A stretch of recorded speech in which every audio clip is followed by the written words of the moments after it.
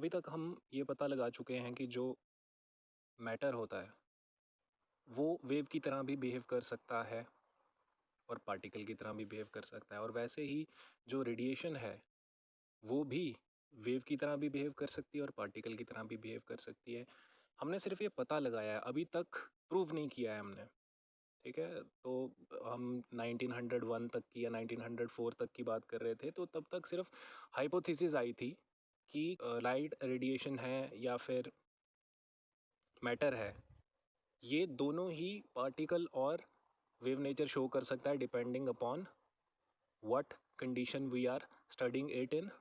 मतलब वो किस सिचुएशन में है, उस सिचुएशन में वो अकॉर्डिंगली एक्ट करेगा। जैसे मान लीजिए मूव करते हुए जो वेव होती है या मूव करते हुए जो रेडिएशन होती है, उस टाइम वो वेव की तरह बिहेव करती है। लेकिन जब वो एनर्जी ट्रांसफर करती है, यानी फोटो इलेक्ट्रिक इफेक्ट की जो हमने बात की थी, फोटो इलेक्ट्रिक इफेक्ट हो गया, क्रॉम्पटन इफेक्ट हो गया, इन इफेक्ट्स में फोटोन जो है वो पार्टिकल की तरह बिहेव करता है। तो फोटोन एक पार्टिकल हुआ, इसीलिए उसको नाम दिया गया फोटोन। एक particle, quantized particle of a light wave. ठीक है, तो अभी तक हमें ये पता लग गया। फिर 1905 में आइंस्टाइन आए, उन्होंने ये कहा कि जो मैटर है या जो रेडिएशन है, ये अकॉर्डिंगली दोनों ही एक्ट करती हैं एज अ पार्टिकल और एज अ रेडिएशन। तो दोनों ही थ्योरीज सही हुई, जो जेसी मैक्सवेल और मैक्स प्लैंक ने थ्योरीज दी थी, दोनों ही सही हुई। लेकिन अभी तक कोई ऐसे पर्टिकुलर इक्वेशन नहीं आई थी जो बता सके कि ये कैसे होता है। ठीक है, तो इसी चीज को प्रूव करने के लिए एक हाइपोथेसिस दी गई। ये भी एक्सपेरिमेंटल वेरिफिकेशन नहीं थी, ये मैथमेटिकल एक्सप्रेशन था जो बता रहा था कि कैसे वेव जो है जिसकी एक सर्टन वेवलेंथ होती है, उसको हम रिलेट कर सकते हैं एक पार्टिकल से जिसका एक सर्टन मोमेंटम होता है। तो ये जो इक्वेशन है ये प्रूव करेगी रिलेशन ऑफ लैम्डा यानी वेवलेंथ विद पी यानी मोमेंटम। मोमेंटम किसी पार्टिकल का ही हो सकता है जिसमें कुछ मास हो, है ना। तो मास किस में होता है? मास एक पार्टिकल नेचर वाली चीज में होता है। और वेवलेंथ किस में होता है? वेवलेंथ एक वेव में हो सकती है, वो कितनी वेवलेंथ है उसकी, वो किस में हम नाप सकते हैं? वो किसी वेव में ही नाप सकते हैं। तो ये जो दोनों टर्म्स हैं लैम्डा और पी, इन दोनों को रिलेट करके जो इक्वेशन दी गई, जिसने प्रिलिमिनरी टाइप से ये प्रूव कर दिया कि मैटर और रेडिएशन दोनों ही बिहेव कर सकती हैं ड्यूल नेचर में। और ये जो इक्वेशन थी ये दी थी डी ब्रॉय ने, लुइस डी ब्रॉय। ठीक है, 1905 के बाद कुछ 1924 के करीब की ये बात है। ठीक है, तो कुछ 20 साल के बाद ये इक्वेशन आई थी आइंस्टाइन का ये बोलने के बाद कि दोनों ही नेचर जो हैं वो सही हैं। तो 20 साल के बाद ये इक्वेशन डी ब्रॉय ने दी। डी ब्रॉय इक्वेशन इसे कहा जाता है, कुछ लोग इसे डी ब्रॉगली भी कहते हैं, सो कोई गलत नहीं है उसमें। सो डी ब्रॉय इक्वेशन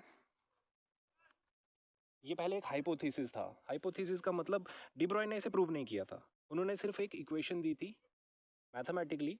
उन्होंने कहा कि ऐसा हो सकता है। ठीक है, इसे बाद में प्रूव किया गया, जिसमें मेन लीड साइंटिस्ट जो थे वो इसे एक्सपेरिमेंटली प्रूव कर पाए। उसकी बात हम बाद में करेंगे, फिलहाल हम डी ब्रॉय इक्वेशन की बात करते हैं। तो डी ब्रॉय उस टाइम पीएचडी स्टूडेंट थे जो अभी तक अपनी डॉक्टरेट ही कर रहे थे। उनके पास फुली साइंटिस्ट होने का अभी तक बैच नहीं था, कि वो फुल लेवल के साइंटिस्ट नहीं थे, वो अभी एक जूनियर रिसर्चर थे। ठीक है, तो उन्हीं दिनों में जब पीएचडी वो कर रहे थे, उन्होंने जो अपनी थीसिस होती है, पीएचडी में जो थीसिस बनानी होती है, उसमें ये बात कही कि जो नेचर है वो एक सिमेट्री से काम करता है। मतलब अगर रेडिएशन जो है वो ड्यूल नेचर शो करती है, तो इसका मतलब है कि मैटर भी ड्यूल नेचर शो करेगा। ठीक है, कहीं ना कहीं कोई ना कोई ऐसी जगह जरूर होगी जहां पे मैटर भी ड्यूल नेचर शो कर सकता है। यानी मैटर कुछ भी, जो आपके हाथ में मोबाइल है ये, या पत्थर हो गया, ठीक है, ब्लैक बोर्ड हो गया, वाइट बोर्ड हो गया, हम हो गए, आप हो गए, हम सब भी कहीं ना कहीं वेव नेचर शो कर सकते हैं। ठीक है, तो ये बहुत ज़्यादा एक बोल्ड स्टेटमेंट थी एक जूनियर साइंटिस्ट से। ठीक है, तो और ये जो इक्वेशन थी ये कोई एक्सपेरिमेंटली प्रूवन भी नहीं थी, जो इन्होंने ये बात कही थी एक्सपेरिमेंटली प्रूवन नहीं थी। सो इस बात पे बहुत ज़्यादा बैकलैश हुआ। जो सीनियर साइंटिस्ट थे उन्होंने कहा कि ऐसा कैसे हो सकता है, ये पूरी की पूरी फिजिक्स बदलने वाली बात हो गई। तो क्या हुआ, दोबारा से जैसे मैक्स प्लैंक और मैक्सवेल की थ्योरी के बीच का एक रास्ता निकालने के लिए आइंस्टाइन आए थे, वैसे ही यहाँ पे भी आइंस्टाइन बीच में आए। आइंस्टाइन ने कहा कि ये पॉसिबल है। ठीक है, तो यहाँ से इस थ्योरी को थोड़ा होल्ड मिला और इस थ्योरी पे फिर आगे काम किया गया बाद में, जिसमें जे जे थॉमसन के बेटे भी इन्वॉल्व थे। और इस थ्योरी पे काम करने वाले सभी साइंटिस्ट को बाद में नोबेल प्राइज़ मिला था। यानी जो डिब्रॉय थे, इन्हें ये बात बोलने के लिए नोबेल प्राइज़ मिला था, जो उन्होंने कहा था कि नेचर एक सिमिट्री शो करती है। तो अगर नेचर में अगर रेडिएशन ड्यूल नेचर शो करती है तो मैटर भी ड्यूल नेचर शो करेगा। अब हम मैथमेटिकली इसकी बात कर लेते हैं। मैथमेटिकली इक्वेशन क्या कहती है? एक्चुअली इस रिलेशन में आइंस्टाइन की special theory of relativity E equal to mc square use की गई है, यानी मास और एनर्जी रिलेशनशिप को यूज किया गया है। और जो मैक्स प्लैंक की इक्वेशन थी उसे भी यूज किया गया है, जो कहती थी E इक्वल्स एच न्यू। तो इन दोनों को मिला के इक्वेशन निकाली गई जिसमें मोमेंटम और वेवलेंथ दोनों ही शो हो रही थी। तो हम उसकी मैथमेटिकल इक्वेशन देख लेते हैं। अगर हम आइंस्टाइन का मास एनर्जी रिलेशनशिप ले लें E equal to mc square, और हम मैक्स प्लैंक की इक्वेशन ले लें E equal to H nu, इन दोनों को कंपेयर करने पे हमें क्या मिल जाएगा? इन दोनों को कंपेयर करने पे हमें मिल जाएगा mc square is equal to H nu. Okay, अब c क्या होता है? c होता है स्पीड ऑफ लाइट, और इसकी वैल्यू होती है न्यू लैम्डा। ठीक है, c is equal to nu lambda. यहीं से अगर हम न्यू को एक तरफ रख लें तो हमें क्या मिल जाएगा? Nu is equal to C by lambda. और अगर हम न्यू की वैल्यू अब ऊपर वाली इक्वेशन जो हमारी थी उसमें इक्वेट कर दें, यानी M C square equal to H nu, इसमें अगर हम इक्वेट कर दें न्यू की नई वैल्यू, तो हमें क्या मिल जाएगा? M C square is equal to H C by lambda. और इसी को थोड़ा सा हम री इक्वेट करें तो हमें क्या मिल सकता है? M C is equal to H by lambda. C square कहाँ गया? सी स्क्वायर कैंसिल हो गया दूसरी तरफ वाले सी से, तो उस तरफ सी कैंसिल और इस तरफ सिर्फ एक सी बचा। तो M C is equal to H lambda, H by lambda. या फिर दोबारा से रिक्वेट करें तो lambda is equal to H by M C. Okay, अब पार्टिकल के लिए सी क्या होता है? सी स्पीड ऑफ लाइट है। ठीक है, पार्टिकल की स्पीड हम किससे डिनोट कर सकते हैं? वी से, यानी वेलोसिटी से। तो हम क्या करेंगे? सी को रिप्लेस कर देंगे वी से, क्योंकि हम पार्टिकल की बात कर रहे हैं, हम स्पीड ऑफ लाइट की बात नहीं कर रहे हैं, यहाँ पे हम पार्टिकल की बात कर रहे हैं। तो हम सी को रिप्लेस कर देंगे वी से, तो हमारी नई इक्वेशन क्या बन सकती है? एच बाई एम वी, यानी lambda is equal to H by M V. और एम वी क्या होता है? मास इंटू वेलोसिटी क्या होता है? मोमेंटम। तो हमारी नई इक्वेशन क्या बन सकती है? Lambda is equal to H by P. ये जो इक्वेशन है lambda is equal to H by P, ये मेन इक्वेशन है डेब्रॉय। ठीक है, डेब्रॉय की मेन इक्वेशन यही है, lambda is equal to H by P. आप देखें इक्वालिटी के left hand side, lambda, lambda क्या है? वेव नेचर शो करता है, सिर्फ वेव ही लैम्डा दिखा सकती है। और आर एच एस पे क्या है? आर एच एस पे डिवाइड में अगर आप देखें तो मोमेंटम है पी। मोमेंटम क्या होता है? मोमेंटम किसी पार्टिकल का हो सकता है। तो ये एक ऐसी इक्वेशन है जो एक पार्टिकल का वेव नेचर और उसका मैटर नेचर दोनों ही एक्सप्लेन कर सकती है। कैसे? क्योंकि इसने वेवलेंथ को मोमेंटम से एसोसिएट कर दिया। ठीक है, तो हम मोमेंटम हो हमारे पास तो हम वेवलेंथ निकाल सकते हैं, और वेवलेंथ हो तो मोमेंटम निकाल सकते हैं। तो ये एक बहुत ही अनोखी इक्वेशन थी, और यही इक्वेशन किस पे अप्लाई होती है? मैटर वेव पे। अगर आपको याद हो, जब हम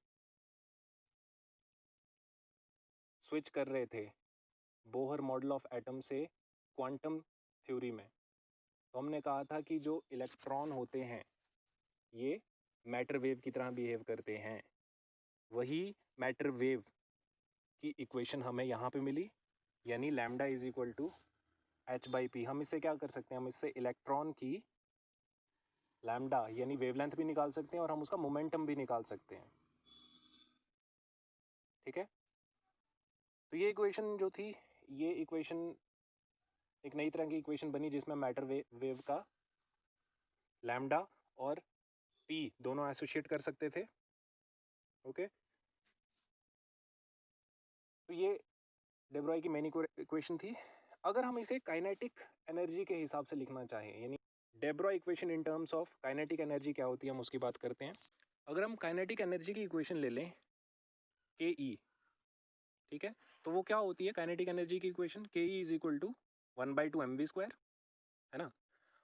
और हमें ये भी पता है कि मोमेंटम क्या होता है किसी भी पार्टिकल का? mv²। ओके, तो अगर यहाँ से हम v की वैल्यू निकालना चाहें तो क्या आएगी? वो v is equal to P by M, है ना। अब हम इस v की नई वैल्यू को इक्वेट कर देते हैं काइनेटिक एनर्जी की इक्वेशन में, तो हमें क्या मिल जाएगा? K E is equal to 1/2 m p² upon m², है ना। यही मिलेगा। हम क्या करते हैं? m और m को कैंसिल कर देते हैं यहाँ पे, तो हमें नई इक्वेशन मिल जाएगी p² is equal to 2ke m। अगर हमें स्क्वायर हटाना हो तो हम अंडर रूट से मल्टीप्लाई करेंगे दोनों तरफ, या अंडर रूट यूज करेंगे इक्वालिटी के दोनों तरफ, तो हमें क्या मिल जाएगा? स्क्वायर और रूट पी वाला कैंसिल हो जाएगा, तो पी जो है वो खाली पी रहेगा। P is equal to under root 2ke m। ठीक है, और के ई जो है वो काइनेटिक एनर्जी है, हम उसको खाली के से भी लिख सकते हैं। ठीक है, तो हमारी जो नई इक्वेशन है वो क्या बन जाएगी? Under root 2m k। तो ये जो इक्वेशन थी, काइनेटिक एनर्जी अगर हमें दी गई हो तो वहाँ पे यूज़ हो सकती है। हम के की जगह काइनेटिक एनर्जी यूज़ कर लेंगे। एम तो हमें पता ही है मास, और पी अगर मोमेंटम हमें गिवन हो तो हम डे ब्रॉय इक्वेशन को उस तरह से भी यूज़ कर सकते हैं। ओके, अगर हम मेन इक्वेशन पे आ जाएं जो कहती थी lambda is equal to H by M V या एच बाई पी, कुछ भी आप बोलें, तो अगर हमें उसे किसी पार्टिकल पे अप्लाई करना हो, जैसे मान लीजिए जिस पार्टिकल को हम देख सकें। अब आप कहेंगे कि ये जो इक्वेशन है ये हर चीज़ को वेव बता रही है, तो हम वेवलेंथ जो है किसी देखी हुई चीज़ की क्यों नहीं निकाल सकते? तो उसकी आपको बहुत एग्जांपल्स मिल जाएंगी बुक्स में भी। अगर हम बात करें, हम एक पार्टिकल ले लें जिसका, या कोई भी सब्सटेंस ले लें जिसका वेट 10 ग्राम्स है, ठीक है, और 10 ग्राम्स उसका वेट दिया गया हमें, और हमें क्या कहा गया है कि उसकी वेवलेंथ निकाल ली है। तो उसकी वेवलेंथ हम कैसे निकालेंगे? डे ब्रॉय की इक्वेशन यूज करके। तो lambda is equal to H by M V. ठीक है, और हमें ये भी बताया गया है कि वो मूव कर रहा है, वो पार्टिकल 10 ग्राम का, with velocity as that of an electron. Electron जिस वेलोसिटी से मूव करता है वो भी उसी वेलोसिटी से मूव कर रहा है। ठीक है, तो हमें कहा गया है कि इसकी वेवलेंथ निकालिए। Lambda is equal to H by M V हमें पता है। लैम्डा हमें निकालना है h यानी प्लैंक्स कांस्टेंट। प्लैंक्स कांस्टेंट की वैल्यू होती है 6.624 इंटू 10⁻⁻34 जूल्स सेकेंड, है ना। और जो हमें वेट दिया गया है डिवाइडेड बाई एम वी करेंगे हम, तो एम हमें मास हमें दिया गया है 10 ग्राम्स। तो ग्राम्स को अगर हमें केजी में कन्वर्ट कर रहा हूँ, क्योंकि ऐसा यूनिट में यूज होगा सब कुछ, तो 10⁻⁻² बन जाएगा। अगर ग्राम्स को 10⁻⁻² से मल्टीप्लाई किया जाए तो वो केजी में कन्वर्ट हो जाते हैं। तो 10 into 10⁻⁻² into velocity of a electron. Velocity of an electron कितनी होती है? 10⁻⁶ मीटर्स पर सेकेंड। ठीक है, ये उसकी वेलोसिटी होती है मीटर्स पर सेकंड में। तो अगर आप इस इक्वेशन को या इस जो हमने एंटर की सारी वैल्यूज, इनको अगर हम सॉल्व करें तो हमें एक वैल्यू मिल जाती है lambda is equal to 6.624 into 10⁻38 metres. ये जो वैल्यू है ये -38 बहुत छोटा नंबर होता है, इसे कैलकुलेट ही नहीं किया जा सकता किसी भी इंस्ट्रूमेंट पे। तो कहने का मतलब ये है कि जो ऐसे पार्टिकल्स हों जिन्हें देखा जा सके, उनकी वेवलेंथ प्रूव नहीं की जा सकती है डे ब्रॉय इक्वेशन से। अभी हम फेल नहीं हुई है, ये नहीं कह रही है कि नहीं होती है, ये बता रही है कि कितनी वेवलेंथ होती है, लेकिन हम इस वेवलेंथ को ऑब्जर्व नहीं कर सकते एक्सपेरिमेंटली। कहने का मतलब ये है। तो डे ब्रॉय दोबारा फंस गए, क्योंकि जो सीनियर साइंटिस्ट थे उन्होंने कहा कि आप कह रहे हो मैटर जो है वो वेव की तरह बिहेव करता है, लेकिन हम इस वेव को अगर देख ही नहीं सकते तो हमें कैसे पता कि वो वेव है या नहीं है, क्योंकि हम तो इसे एक्सपेरिमेंटली अभी भी प्रूव नहीं कर सकते। फिर जाके डे ब्रॉय इक्वेशन को इलेक्ट्रॉन्स पे यूज किया गया, यानी इलेक्ट्रॉन्स क्या है, पार्टिकल है। ये तो प्रूव था ना कि इलेक्ट्रॉन जो है वो पार्टिकल्स हैं। तो उन्होंने कहा कि जो इलेक्ट्रॉन्स हैं, अगर इलेक्ट्रॉन पे इस इक्वेशन को यूज किया जाए तो वो बिल्कुल पूरी तरह से 100% डे ब्रॉय इक्वेशन को फॉलो करती है और ऐसी वेवलेंथ दिखाती है जिसे अब्जॉर्ब भी किया जा सके। इसका मतलब इलेक्ट्रॉन जो है वो पार्टिकल नेचर भी शो करते हैं और वेव नेचर भी शो करते हैं। तो उन्होंने क्या किया, सेम इक्वेशन इलेक्ट्रॉन्स पे यूज कर ली। अब lambda is equal to H by M V, तो लैम्डा हमें निकालना है इलेक्ट्रॉन का। प्लैंक्स कांस्टेंट हमें पता है 6.624 into 10⁻34 joule second. Mass of an electron होता है 9.1 इंटू 10⁻31 kg, अगर आपको याद हो, हमने पहले भी इसकी बात की है। और वेलोसिटी तो हमें पता ही है 10⁻6 मीटर पर सेकंड। अगर अब इस वैल्यू को आप पूरी तरह से इलेबोरेट करके कैलकुलेट करें तो आपको फाइनल आंसर मिलेगा lambda is equal to 7.28 angstrom. ये जो वैल्यू है 7.28 एंगस्ट्रॉम, ये एक ऐसी वैल्यू है जो एक्सपेरिमेंटली ऑब्जर्व की जा सकती है। ये एक सिग्निफिकेंट वैल्यू है। वहां पे अगर आप देखते, जहां पे 10 ग्राम्स का एक पार्टिकल था या 10 ग्राम्स का एक मास था, जो वो 10⁻38 मीटर्स उस तरह की वैल्यू दिखा रहा था। ठीक है, और वो कैलकुलेट करना बहुत मुश्किल है। कैलकुलेट तो चलिए हो जाएगा, उसे एक्सपेरिमेंटली शो करना बहुत मुश्किल है। लेकिन 7.28 एंगस्ट्रॉम जो वैल्यू है ये बहुत सिग्निफिकेंट वैल्यू है, ये डेमोन्स्ट्रेट भी की जा सकती है। तो हमें पता लगा कि जो इलेक्ट्रॉन्स हैं ये पार्टिकल नेचर की तरह भी हो सकते हैं और इनकी एक वेवलेंथ भी होती है। तो इसका मतलब ये है, कहने का मतलब ये है कि छोटे पार्टिकल्स पे, जो माइक्रोस्कोपिक पार्टिकल्स होते हैं किसी भी तरह के, फोटोन होगा तो उस पे भी डे ब्रॉय इक्वेशन पूरी तरह से लग जाएगी, वो उसकी वेवलेंथ बता सकती है। लेकिन मैक्रोस्कोपिक जैसे हम हो गए, आप हो गए, ये बता तो देगा कि हमारी वेवलेंथ है। आप कैलकुलेट कर लें सबकी वैल्यूज डाल के, प्लैंक्स कांस्टेंट आपको पता है, वेट आपको पता लग सकता है किसी का भी, और कितनी स्पीड से वो चल रहा है, अगर आप इक्वेट कर दें तो आप एक वेवलेंथ निकाल लेंगे वैल्यू। लेकिन वो वेवलेंथ इतनी छोटी होगी जो सिग्निफिकेंट नहीं होगी, जो दिखेगी नहीं। ठीक है ना, आप उसे एक्सपेरिमेंटली शो कर सकते हैं। तो आप सिर्फ वेवलेंथ निकाल सकते हैं, आप अपनी वेवलेंथ भी निकाल सकते हैं, इनफैक्ट आप अपने दोस्त की वेवलेंथ निकाल सकते हैं, लेकिन उस वेवलेंथ को आप किसी को एक्सपेरिमेंटली दिखा नहीं सकते। आप ये जरूर क्लेम कर सकते हैं कि मेरा दोस्त एक वेव है, लेकिन आप उसे प्रूव नहीं कर पाएंगे, चाहे आप मैथमेटिकली उसे शो भी कर दें। ओके, लेकिन मैक्रोस्कोपिक पार्टिकल के अलावा माइक्रोस्कोपिक पार्टिकल्स की अगर हम बात करें, यानी इलेक्ट्रॉन्स हो गए, फोटॉन्स हो गए, या ऐसे ही छोटे पार्टिकल्स, बहुत छोटे छोटे एटम्स हो गए। रिसेंटली आयोडीन एटम जो है उसकी वेवलेंथ भी फाइंड आउट की गई। ठीक है, तो आयोडीन एटम जो है वो इलेक्ट्रॉन से काफ़ी बड़ा होता है। एटम और इलेक्ट्रॉन में बहुत फ़र्क होता है। अगर आप अच्छे से केमिस्ट्री पढ़ रहे हैं तो आपको पता होगा कि एटम और इलेक्ट्रॉन के बीच में बहुत ज़्यादा साइज डिफरेंस होता है। लेकिन फिर भी एटम जो है उसकी भी वेवलेंथ जो है सही से बताई जा सकती है, यानी एटम भी वेव की तरह बिहेव कर सकता है पूरा का पूरा। तो समझिए, वेवलेंथ हम हर चीज़ की निकाल सकते हैं, लेकिन डे ब्रॉय इक्वेशन जो है वो सिर्फ छोटे पार्टिकल्स पे 100% वर्क करती है, जैसे इलेक्ट्रॉन्स और फोटॉन्स। ठीक है, तो हमें ये पता चला कि एटॉमिक स्ट्रक्चर क्या होता है, एटॉमिक स्ट्रक्चर के बाद एटॉमिक स्ट्रक्चर कितने टाइप का है जो अभी तक फाइंड आउट किया जा रहा है, ये अभी ऑनगोइंग प्रोसेस है। उसके बाद हमने पता किया कि एटम के अंदर जो इलेक्ट्रॉन, प्रोटॉन और न्यूट्रॉन फाइंड हुए थे वो किस तरह से उसके अंदर होते हैं। पहले हमने अलग अलग तरह की थ्योरीज पढ़ी जिसमें हमें बताया गया इलेक्ट्रॉन जो प्रोटॉन और न्यूट्रॉन न्यूक्लियस में होते हैं और बाकी आसपास घूमते हैं।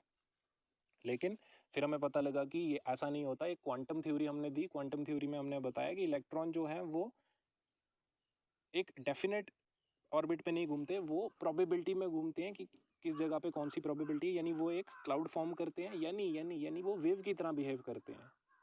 ठीक है, वो एक टाइम पे बहुत सारी जगह पे हो सकते हैं। उन इलेक्ट्रॉन वेव्स को हमने कहा मैटर वेव्स। ठीक है, और अब हमें ये पता लगा कि वो मैटर वेव्स की कुछ वेवलेंथ होती है, उसे हम फाइंड कर सकते हैं। ठीक है, तो डे ब्रॉय इक्वेशन यही थी। डे ब्रॉय इक्वेशन क्या बता रही थी हमें? डे ब्रॉय इक्वेशन हमें बताती है कि कैसे एक मैटर वेव की तरह बिहेव कर सकता है और कैसे हम उसकी वेवलेंथ निकाल सकते हैं। हाँ, in case of macroscopic matters, the wavelength that will be calculated by using de Broglie equation would not be very significant and cannot be shown experimentally. But when the wavelength calculated by de Broglie equation relates to a microscopic particle, then the result we get is a significant wavelength, and that wavelength can be calculated as well as demonstrated experimentally. Okay, तो ये था de Broglie equation। इसके बाद हम हाइजेनबर्ग्स का uncertainty principle बताएंगे जो कहेगा कि हम पोजीशन और मोमेंटम एक साथ नहीं बता सकते। ठीक है, अभी हमने क्या बताया, हम मोमेंटम बता सकते हैं, हम जो है वेवलेंथ भी बता सकते हैं, मोमेंटम भी बता सकते हैं, लेकिन कुछ ऐसे रीजंस हैं जिस वजह से हम एक इलेक्ट्रॉन जो होता है उसकी मोमेंटम और उसकी पोजीशन एक टाइम पे, मतलब सेम टाइम पे हम उसकी पोजीशन और उसी टाइम उसकी क्या मोमेंटम थी वो नहीं बता सकते। वो क्यों नहीं, वो हम हाइजेनबर्ग्स अनसर्टेनिटी प्रिंसिपल में बात करेंगे। ठीक है, तो ये था डे ब्रॉयज हाइपोथेसिस और उसकी मैथमेटिकल इक्वेशन।